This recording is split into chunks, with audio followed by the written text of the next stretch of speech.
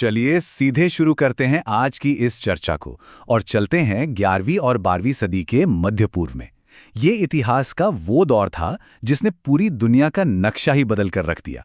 सत्ता, कूटनीति और अस्तित्व की एक ऐसी जंग जिसके दांव बहुत बहुत बड़े थे। अब यहाँ एक बेहद हैरान करने वाला ऐतिहासिक विरोधाभास सामने आता है। एक तरफ साल 637 है जब खलीफा उमर ने बिना खून की एक भी बूंद बहाए यरूशलेम में शांतिपूर्ण प्रवेश किया था, और वहीं दूसरी तरफ ठीक 4 सदी बाद 1099 में क्रूसेडर्स की वो क्रूर विजय जिसने इतिहास के पन्नों को पूरी तरह से लाल कर दिया। 637 की शांति से लेकर 691 के विकास तक सब कुछ ठीक था, लेकिन 1050 आते आते अब्बासिद साम्राज्य बुरी तरह से बिखरने लगा। ये साफ दिखाता है कि कैसे अंदरूनी गुटबाजी और गृह युद्धों ने मुस्लिम साम्राज्य को इतना कमजोर कर दिया कि उस पवित्र शहर को खोने का रास्ता खुद ब खुद तैयार हो गया। 1 लाख, जी हां, ये कोई मामूली आंकड़ा नहीं है। सूत्रों के मुताबिक पहले क्रूसेड के दौरान महज 10 दिनों के अंदर इतने लोगों की जानें गईं। ये संख्या उस विनाशकारी बाहरी खतरे की भयानकता को बयां करती है जिसने अचानक पूरी मुस्लिम दुनिया को हिलाकर रख दिया था। अब यहाँ एक बड़ा दिलचस्प सवाल उठता है, जब बाहर से क्रूसेडर्स हमले कर रहे थे तो वो खामोश हत्यारे कौन थे जो अंदर ही अंदर नेतृत्व की जड़ें काट रहे थे? एक ऐसा गहरा और मनोवैज्ञानिक खतरा जो बड़े बड़े जनरलों और खलीफाओं को उनके ही महलों में खामोशी से मौत की नींद सुला रहा था। ये थे अल हशाशिन। ये भेष बदलने और मनोवैज्ञानिक युद्ध में इतने माहिर थे कि इनका खौफ हर तरफ फैला हुआ था। डर इस कदर हावी था कि अगर कोई व्यक्ति रात होने तक घर नहीं लौटा तो लोग मान लेते थे कि यकीनन वो हशाशीन का शिकार हो गया है। जरा इस खौफनाक मंजर की कल्पना करनी चाहिए। एक राजा सुबह नींद से उठता है और उसे अपने सिरहाने एक खंजर के साथ ये पर्ची मिलती है, अगला वार तुम्हारी गर्दन पर होगा। ये कोई आम धमकी नहीं थी, ये उनके मनोवैज्ञानिक खेल का चरम था। उनका मकसद सिर्फ मारना नहीं बल्कि दिमाग में दहशत बिठाना था। और इनकी पहुंच सिर्फ महलों तक सीमित नहीं थी, आम नागरिकों के घर भी सुरक्षित नहीं बचे थे। एक घटना के अनुसार एक घर में बिस्तर के नीचे बने कुएं में 40 शव छिपे हुए मिले। ये खतरा समाज की रग रग में पूरी तरह से फैल चुका था। ये तनाव तब अपनी हदें पार कर गया जब सेना की भारी सुरक्षा को चकमा देकर 3 हशाशीन उभरते हुए सुल्तान सलाहुद्दीन अय्यूबी के निजी तंबू तक पहुंचने में कामयाब हो गए।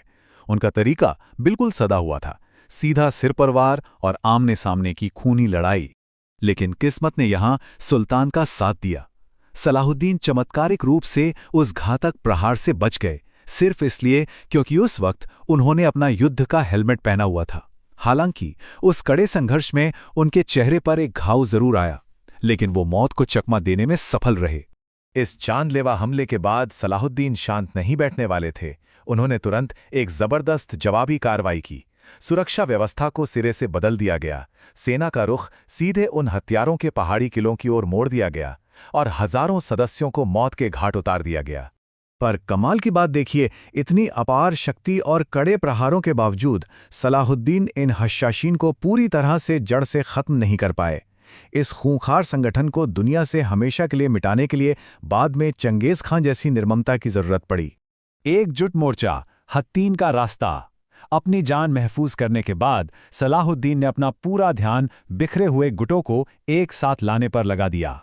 मकसद बिल्कुल साफ था, एक ऐसा मजबूत मोर्चा तैयार करना जो रेगिस्तान की तपती रेत पर क्रूसेडर्स के उस विशाल सेना का सामना कर सके। इस निर्णायक युद्ध की चिंगारी भड़काई रेनॉल्ड नाम के एक बेहद क्रूर क्रूसेडर ने। उसने एक निहत्थे नागरिक काफिले पर बेरहमी से हमला किया और इस्लामी आस्था का घोर अपमान किया। बस यही वो अमानवीय भूल थी जिसने सलाहुद्दीन को न्याय की एक सख्त कसम खाने पर मजबूर कर दिया। अब जरा सामरिक बिसात को समझना चाहिए। एक तरफ क्रूसेडर्स जुलाई की भयंकर गर्मी में बिना पानी के तपते रेगिस्तान को पार कर रहे थे, और दूसरी तरफ सलाहुद्दीन की ताज़ा दम सेना पानी के स्रोत के पास पूरे इत्मीनान से उनका इंतजार कर रही थी। प्यास से बेहाल क्रूसेडर्स सीधे इस जाल में आ फंसे। धुएं, धूल और उस बेहद खौफनाक लड़ाई के बीच सलाहुद्दीन का नजरिया एकदम स्पष्ट था। उन्होंने तब तक जीत का जश्न मनाने से साफ इनकार कर दिया जब तक कि क्रूसेडर्स के राजा का तंबू जमीन पर नहीं गिर गया। उस जमाने की जंग के भी कुछ उसूल थे। एक साधारण पानी का प्याला पेश करने का सीधा मतलब था सुरक्षा की गारंटी। सलाहुद्दीन ने बंदी बनाए गए राजा गाय को पानी का प्याला दिया, लेकिन जब वो प्याला रेनॉल्ड की तरफ बढ़ा तो उसे पानी देने से सख्ती से इनकार कर दिया गया। अपनी कसम निभाते हुए सलाहुद्दीन ने रेनॉल्ड को मौत के घाट उतारा, लेकिन राजा गाई को छोड़ दिया। एक राजा दूसरे राजा को नहीं मारता।